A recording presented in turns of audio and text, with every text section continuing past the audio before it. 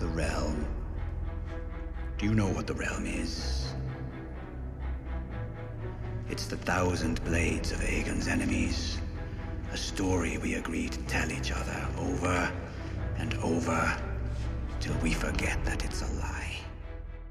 What's up, ladies and gentlemen? Welcome back for another Game of Thrones and A Song of Ice and Fire update video. In this video, I want to go over some of the new information regarding what might be HBO's next Game of Thrones series. As you all know, HBO is developing a number of different shows based on the incredible writing of George R. R. Martin. Not only are they making House of the Dragon and Dunk and Egg, but they're also developing another new show about Aegon and his sister wives Rhaenys and Visenya Targaryen. The new Game of Thrones series will highlight what happened during the reign of Aegon the Conqueror, the man who was the very first Lord of the Seven Kingdoms and King on the Iron Throne, having conquered 6 of the 7 kingdoms during his conquest. This is where it all started. He is largely known for being the founder of the Targaryen dynasty in Westeros. There would be no House of the Dragon or Daenerys Targaryen without this man right here. Now, Aegon was born on Dragonstone hundreds of years before Rhaenyra, Stannis, or Daenerys would ever live on the island. Aegon had an older sister, Visenya, who we have heard about in Game of Thrones during Arya's conversation with Tywin Lannister. Visenya Targaryen was a great warrior. She had a Valyrian steel sword she called Dark Sister. Aegon also had a younger sister named Rhaenys Targaryen. Now, according to Valyrian and Targaryen tradition, Aegon married within the family. However, instead of taking only one sister to wife, as had been common, he married both of them. It is believed that he married Visenya out of duty, because as his elder sister, he needed to wed her to secure his succession, but he married Rhaenys out of love. He's also known for mounting Balerion the Black Dread. Although he was born in Valyria, Balerion is arguably the greatest dragon who ever graced the skies in Westeros. This is the same dragon skull we have seen under the Red Keep in Game of Thrones as well as House of the Dragon. He was the last living dragon who saw Valyria in all of its glory. If you have been following all the updates, then you should know HBO has already found their writer for the show. He recently shared a photo on social media revealing he's already read George R. R. Martin's Fire and Blood. It seems he's already started drafting its first episode. In a recent article written by Entertainment Weekly, writer Mattson Tomlin confirmed they are working on this show, and he's had a lot of great conversations about the series with Fire and Blood's author George R. R. Martin. About the Aegon series, he said, "That one is in the very early days where I'm writing the script." Now, HBO has not formally greenlit the show, but it's about Aegon Targaryen, aka Aegon the Conqueror, the storied ruler who flew on Dragonback from the land of Old Valyria, waged a campaign to unite the 7 kingdoms, and became the first king of Westeros. Mattson is largely working to adapt material chronicled in Martin's book Fire and Blood, which was written as if it were a real historical document on the Targaryen dynasty. He went on to say, while speaking to George, it became really clear. This is history. Treat this like it's what happened.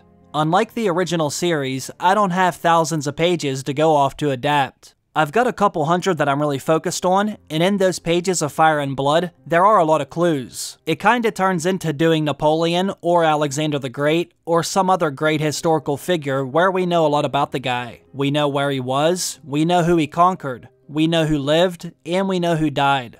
That all becomes the plot. Then it becomes my job to go, but what did it mean thematically? How did it feel? What were the emotions when this person died and this person lived? We don't have that context. We don't know what anybody said. Fire and Blood basically lays out a lot of the major events that happened during his life in Westeros. Mattson now has to go in and fill in all those blanks, hopefully with the assistance of George R. R. Martin. Balerion the Black Dread. He is the oldest and largest of the Targaryen dragons. He's the only one born in Valyria when the Targaryens fled Valyria before the Doom. They brought, I believe 5 dragons with them. One by one, those dragons died on Dragonstone. Only Balerion survived past the conquest and to be the leading and most powerful dragon of the age. So he's gigantic and old and difficult to master or tame.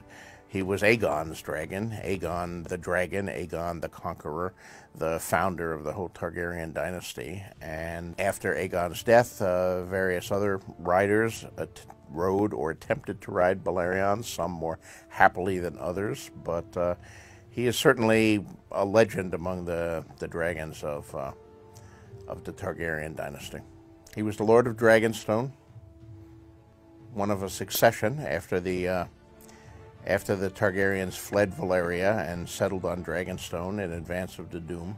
A number of them came and went. Mostly their eyes still gazed east toward Essos, but as the years passed and son succeeded father and brother succeeded brother, they began to take more interest in the affairs of Westeros.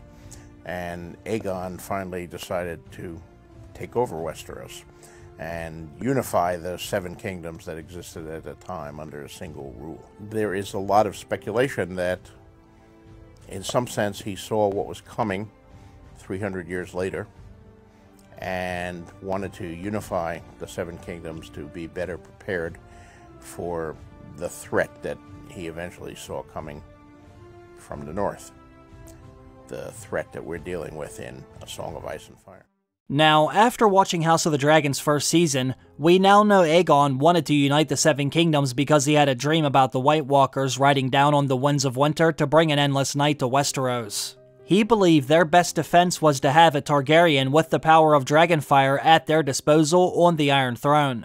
Aegon, who we know in hindsight was predicting the Great War with the White Walkers, called this vision A Song of Ice and Fire, the name George R. R. Martin gave to his saga that inspired HBO's Game of Thrones. This new series could show us exactly what Aegon saw in those dreams. We might even find out exactly where he got the Valyrian steel dagger.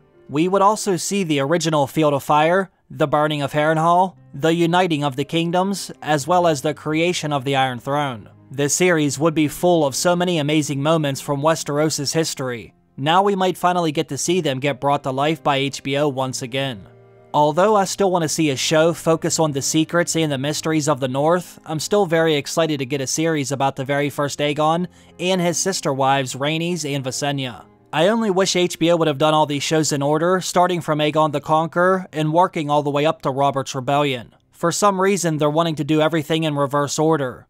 It would be much easier for everyone to follow if they did it the right way, but who am I to say what's right or wrong?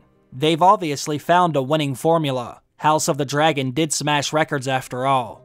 Like I said before, HBO has not given this show a green light just yet. They are still developing the series about Aegon, but I do have a good feeling it will get made. It fits right in line with their other shows about the Dance of the Dragons and Dunk and Egg. As always, I will let you know if I find out any more information regarding this show or any other shows based on George R. R. Martin's writing. Let me know what you think down below. Do you like this idea still, or would you rather see something else? Once again, I have to thank all of you for watching another one of my videos. I hope all of you have a great day. I will see you again very soon. Bye.